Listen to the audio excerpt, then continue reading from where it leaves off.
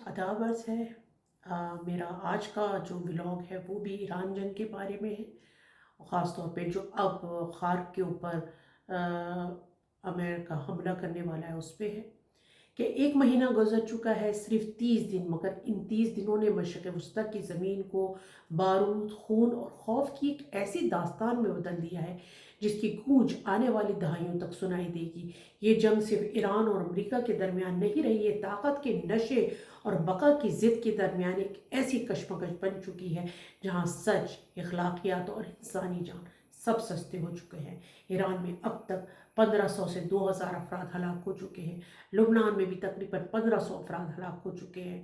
کچھ لوگوں کا خیال ہے کہ کیا یہ تیسری عالمی جنگ چھڑ چکی ہے؟ اس کا جواب ہے جی ہاں۔ 2022 میں روس نے یوکرین پہ چڑھائی کی، جس کو اب تک 4 سال گزر چکے ہیں۔ 2023 میں اسرائیل نے غزہ میں ایک نیا محاذ کھولا اور جہاں پر اب تک تباہی جاری ہے۔ سوڈان میں ایک الگ اندرونی خانہ جنگی کا جو ہے وہ شکار ہے، جسے روس اور UAE مدد کر رہا ہے۔ یمن میں سعودی عرب اور حوثی قبائل کے ساتھ ایک الگ جنگ لگی ہوئی ہے۔ حال ہی میں امریکہ جو ہے وہ زبردستی وینزویلا میں گھس گیا اور ایک نیا محاذ کھولا، اور پھر ادھر افغانستان اور پاکستان نے ایک دوسرے پر گنیں تان لی، اور ایک ایسے وقت جب ایران کے ساتھ امریکہ کے مذاکرات چل رہے تھے، اسرائیل اور امریکہ نے ایران پر حملہ کر دیا۔ اس کے جواب میں ایران نے امریکہ کے خلیجی ریاستوں میں موجود فوجی اڈوں اور جو اس کے فوجی اثاثے تھے جو بھی امریکہ کے، ان پر حملہ کیا، اور پھر اسرائیل نے اس کا فائدہ اٹھاتے ہوئے لبنان پر حملہ کر دیا۔ اس ایران جنگ میں تقریباً تمام خلیجی ریاستیں، جس میں کویت، بحرین، قطر، عراق، عمان، سعودی عرب، متحدہ عرب امارات شامل ہیں، اس جنگ کا نشانہ سب بن گئی۔ یہ سب تیسری عالمی جنگ نہیں تو اور کیا ہے۔ اگر آبنائے ہرمز کو کھولنے پر جلد پیش رفت نہ ہوئی تو یورپی ممالک بھی اپنے مفاد کے لیے اس جنگ میں کودنے پر مجبور ہو جائیں گے۔ اب سے کچھ دن پہلے یعنی 2 اپریل کو امریکی صدر ڈونلڈ ٹرمپ نے اپنی تقریر میں حسب معمول ایران کو دھمکیاں دی اور ان کو پتھروں کے دور میں بھیجنے کے عزم کا اعادہ کیا۔ وہ یہ بھول گئے کہ گزشتہ ہفتے انہوں نے ایران کے ساتھ جنگ بندی کے لیے امن مذاکرات کا بھی عندیہ دیا تھا، مگر انہوں نے اس بارے میں کوئی بات ہی نہیں کی کہ یہ جنگ کس طرح ختم ہوگی یا اس کے اور کیا راستے ہوں گے۔ نہ انہوں نے اپنے اس 15 نکاتی امن منصوبے کے بارے میں کسی تازہ صورتحال پر بات کی۔ اس سے ہٹ کر انہوں نے امریکی عوام کو اس بات پر قائل کرنے کی کوشش کی کہ وہ اس جنگ کو مستقبل کی سرمایہ کاری کے طور پر دیکھیں۔ وہ یہ اس لیے کہہ رہے ہیں کہ حالیہ دنوں میں عوام میں ان کی جو مقبولیت ہے اس میں شدید کمی آئی ہے، اور ایران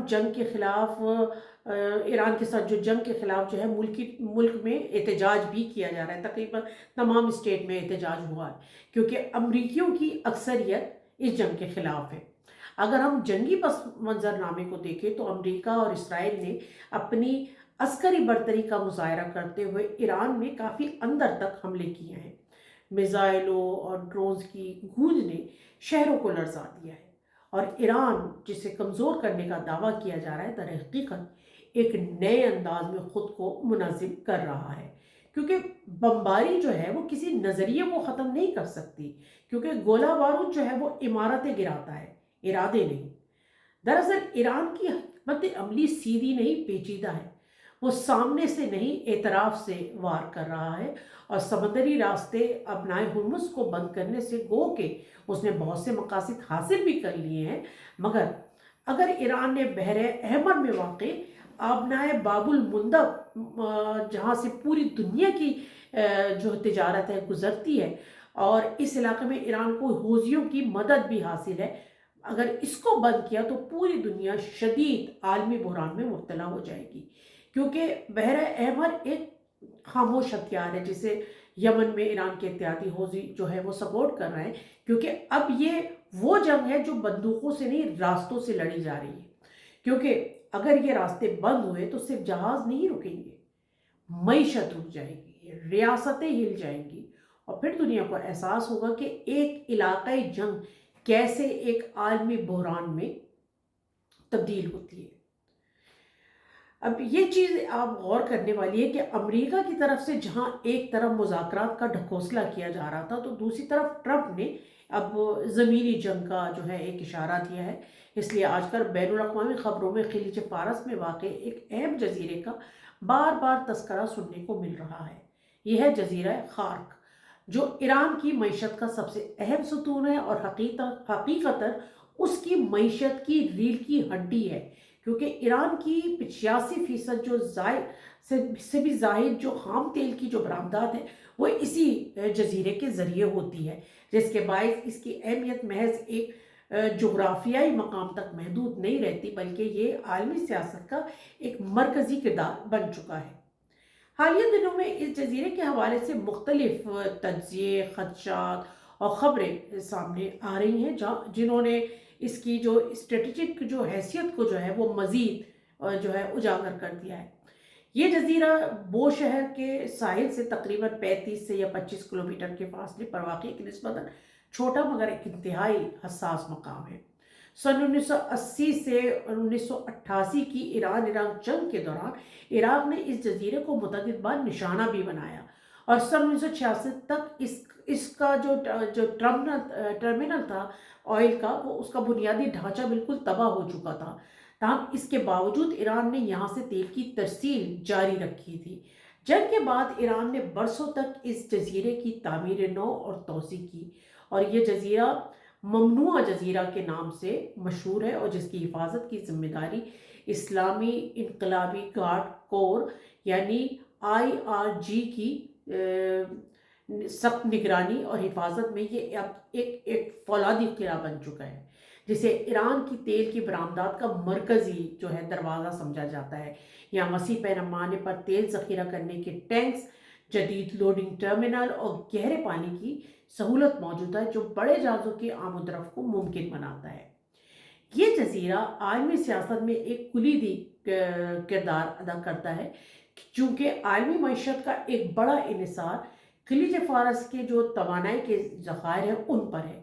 اس لیے جزیرہ خارک نہ صرف ایران بلکہ بین الاقوامی طاقتوں، خصوصاً امریکہ اور مغربی ممالک کی توجہ کا مرکز ہے۔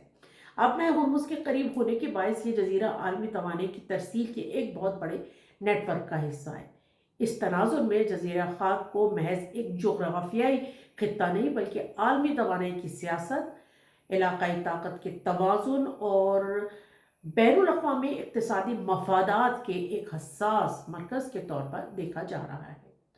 امریکہ کے صدر ڈونلڈ ٹرمپ کی جانب سے زمینی فوجی کارروائی کا اشارہ دینے کے بعد خاک کی زمینی حیثیت انتہائی حساس اہمیت کی حامل ہو گئی ہے۔ ویسے تو حالیہ جنگ میں امریکہ نے فضائی حملوں کے ذریعے جزیرے کے فوجی مقامات کو نشانہ بنا چکا ہے اور بنایا ہے اس نے، جس میں آبنۂ ہرمز کو بند کرنے والی آبدوزوں کی جو بارودی سرنگوں اور ان کے میزائلوں کو نشانہ بنایا گیا تھا۔ تاہم تیل ٹرمینل کو اس حملے سے بچا لیا گیا تھا، اور پھر ٹرمپ نے پھر خبردار کیا کہ اگلا نشانہ تیل کی تنصیبات ہوں گی۔ جزیرہ خارک، جو کہ ایران کی معیشت کی شہرک سمجھا جاتا ہے، اب صرف ایک جغرافیائی مقام نہیں رہا بلکہ طاقت کی علامت بن چکا ہے۔ اگر یہ جزیرہ گرتا ہے تو سوال صرف تیل کا نہیں ہوگا، یہ ایران کے وقار، اس کی خود مختاری اور اس کے وجود کا سوال بن جائے گا۔ مگر کیا واقعی کوئی طاقت اس کو اپنے مکمل قبضے میں لے سکتی ہے، یا پھر یہ ایک ایسی دلدل ثابت ہوگا جہاں پر ہر قدم پر مزید تباہی ہوگی؟ کیونکہ اس وقت سب سے بڑا المیہ یہ نہیں کہ جنگ ہو رہی ہے، بلکہ یہ ہے کہ دنیا خاموش ہے۔ عالمی طاقتیں اپنے مفادات کے ترازو میں انسانی جانوں کو تول رہی ہیں۔ اقوام متحدہ کی قراردادیں فائلوں میں دب چکی ہیں، اور انسانی حقوق صرف تقاریر کا حصہ بن کے رہ گئے ہیں۔ یہ ایک آگ کا دریا ہے، اور اس کے اندر اب ایک ملک نہیں، پوری دنیا آ چکی ہے۔